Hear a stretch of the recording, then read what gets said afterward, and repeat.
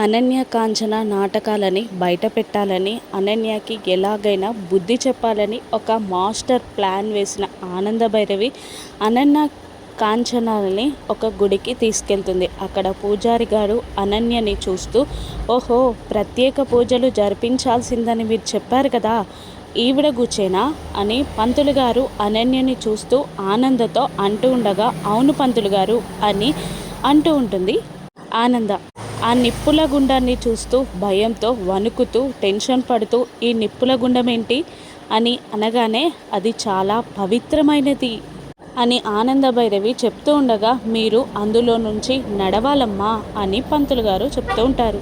ఏంటి, నేను అందులో నుంచి నడవాలా? నా వల్ల కాదు, అసలే నా కాళ్ళు బాగాలేవు అని అనన్య అంటూ ఉండగా, ఆనందభైరవి వెటకారంగా, నువ్వు అసలు మా ఇంటి దగ్గర ఉన్నదే నీ కాళ్ళని బాగు చేసుకోవడానికి కదా, మరి అటువంటప్పుడు ఇప్పుడు ఇలా మాట్లాడితే కుదరదు అని ఆనంద అనన్యకి వార్నింగ్ ఇచ్చేసరికి అనన్య బిక్క ముఖం వేస్తుంది. కాంచన ఇలా అంటూ ఉంటుంది, మా అమ్మాయి భయపడుతుంది అనగానే పంతులు గారితో, పంతులు గారు, ఆ అమ్మాయికి తోడుగా వాళ్ళ పెద్దమ్మ ఉంటే ఇంకా బాగుంటుందేమో కదా అని అనగానే, అవునమ్మా, చాలా బాగుంటుంది, ఇద్దరూ కలిసి నడుస్తే జంటగా భయం కూడా ఉండదు అని అనగానే కాంచన ఆనందని చూస్తూ, అమ్మో, ఈమె పెద్ద స్కెచ్చే వేసినట్టుంది కదా మమ్మల్ని బుక్ చేయడానికి అని మనసులో ఆనందని తిట్టుకుంటూ ఉంటుంది.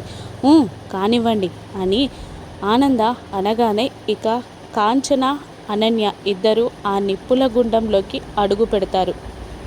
ఆ నిప్పురవ్వలు కాలికి తగలడంతో కాళ్ళు మండుతూ బొబ్బలు రావడంతో పరిగెడుతూ ఉంటారు అనన్య కాంచన.